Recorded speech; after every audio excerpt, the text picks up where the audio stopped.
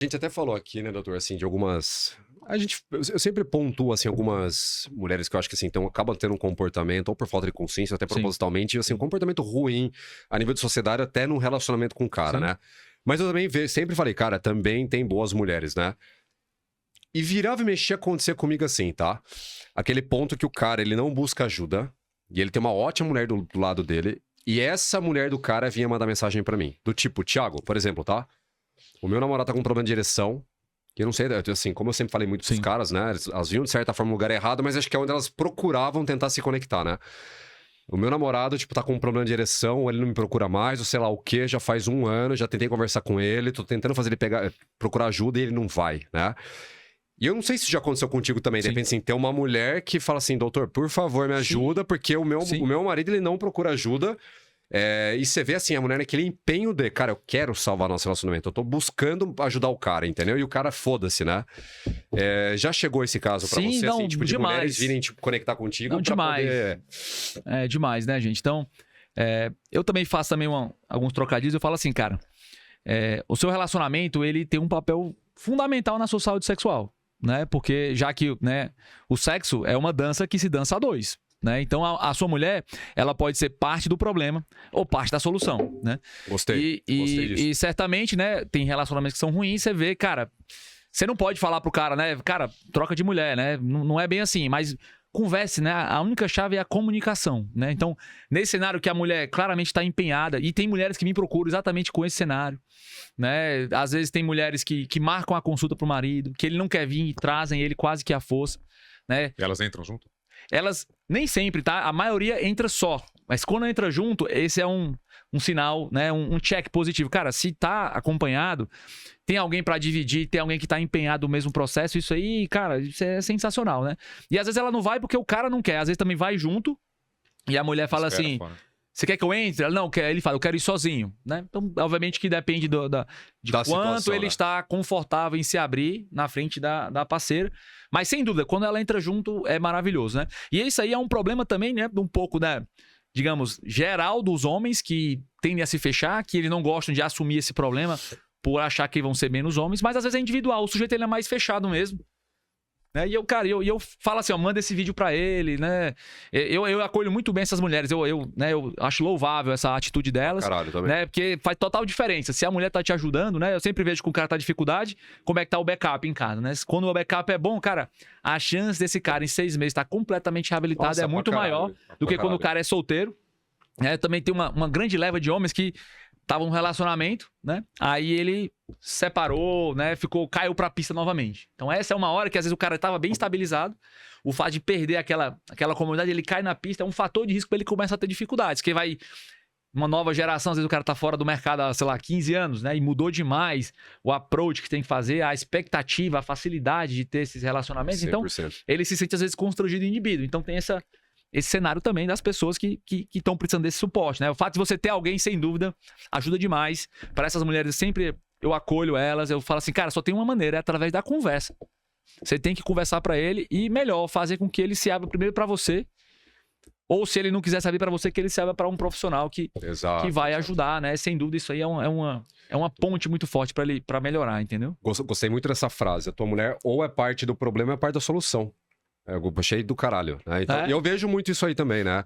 Eu falo que num relacionamento, doutor, dificilmente você vai ter Você vai ter, assim, uma estabilidade, né? Então, assim, ou a tua mulher tá te ajudando a subir na vida, ou de alguma forma ela tá te segurando. Então, assim, você tem que ficar atento pra isso, né? Porque realmente você tem hoje... muitas mulheres são empenhadaças em... Pô, eu tô com um problema aqui no meu relacionamento, eu vou, de alguma forma, aquilo que eu puder fazer. É aquela coisa assim, né? Olha, eu já marquei pra você. Agora quem tem que ir é você. Eu não posso mais ir por você, né? Já fui procurar ajuda, já tentei marcar, já tentei antecipar, já te mandou um vídeo pro cara criar uma consciência, né? Sim. A ponto assim, eu tô tentando ajudar, o máximo que eu posso fazer isso aqui, agora é contigo, né? Outra coisa importante dessa questão do relacionamento é porque é o seguinte, né? Então, não podemos esquecer, né? Que muitas vezes o problema do homem, ele é ou gerado ou agravado pelo problema que a mulher pode ter também, né? Então, muitas vezes o cara me procura, por exemplo, com ejaculação precoce, né? Aí você vai conversar com ele, entender um pouco da dinâmica do relacionamento, quanto tempo ele dura. Ele fala, doutor, tô durando uns 10 minutos. É muito pouco, né? Então, para você caracterizar uma disfunção, né, é um contexto, assim, complexo, porque você tem que ter duas vertentes, né? Pra você dizer, cara, eu não tô bem, eu estou com um problema. Geralmente você tem que ter um problema que ele é persistente. Tá. Como eu falei, se o cara brocha uma vezinha que ele tava bêbado, no outro dia ele recupera, ele não tem disfunção. Por outro lado, se ele tá de forma recorrente, esse é um problema, tá? Começa a ser um problema. E outra questão é o grau de incômodo, né? Porque se você tá dentro de um relacionamento, se você goza em 1 minuto, e a mulher também goza em 1 minuto, tá todo mundo feliz, né? Apesar de no livro tá lá dizendo, cara, quem goza até 1 minuto tem ejaculação precoce, ele não tem um componente mais importante que é o grau de incômodo. Ele está estabilizado naquela situação. Então esse sujeito que fala, porra, eu tenho ejaculação precoce. Porra, dura quanto tempo? 10 minutos. Então às vezes, se você entender que a média da população em termos de duração na hora H é cerca de 6 minutos, o cara não tem um pré-requisito físico ali de duração. Então, e ele mesmo assim está incomodado, eu sempre penso, pô, será que o problema não é a mulher dele? Que ela pode ter uma disfunção, né, chamada de anorgasmia, ou dificuldade de gozar, ou ela não goza do jeito que eles estão fazendo. Então, às vezes, ó, você tem que entender... O cara tá normal, talvez ela tá um pouco fora, e essa pressão vem em cima dele de uma forma indireta, né? Exatamente. Então, assim, não é só você olhar, o problema é... Você tem que entender a dinâmica sexual, né? Antes de sair rotulando, né? Dando um remédio, que as pessoas buscam essa questão do remédio, né? Realmente os remédios, a gente pode até falar um pouco deles, que eles são muito eficientes, né? Então eu fico muito feliz, eu como médico, a gente tem um armamentário muito grande para ajudar o sujeito farmacologicamente. Mas é o que eu falei, a parte da confiança e a do relacionamento, ele tem que trabalhar em conjunto através da comunicação. Então, nesse caso, às vezes, a melhor coisa que eu posso recomendar para ele é... Traga ela aqui, se possível, ou o que é melhor, às vezes faça uma avaliação médica da parte dela, ela pode descobrir problemas da esfera hormonal, da parte de excitação, da parte orgásmica, né? E às vezes só um pequeno ajuste de entendimento dela e ele não precisa de tratamento algum, tá curado, né? Então você tem que entender isso, né? Que as disfunções, elas têm a disfunção masculina, a gente olhando só para o universo masculino, mas tem a disfunções do casal, né? Boa. Isso também é muito importante em casamentos de longo prazo. Então o sujeito às vezes tem 70 anos, tá casado há 50 anos, né? Ele tem uma ereção meia bomba, uma vez por mês, né? Ele lá com 70, ela com 70.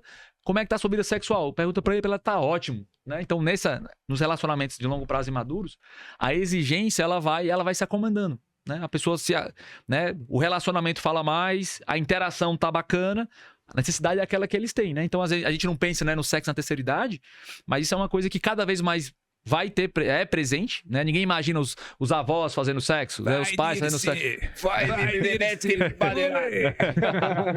Vai de leve. E assim, e ele tá tudo bem. Então, não tem esse, né? Apesar de eu falar, né? É bom que a gente melhore a nossa função, mas não existe, assim, um catálogo que você tem que obedecer pra você virar uma máquina. Cara, você pode ser uma máquina com a sua velhinha lá, tudo na paz, todo mundo feliz, casamento de 50 anos. Cara, você sai de parabéns. Mete a bengala na véia.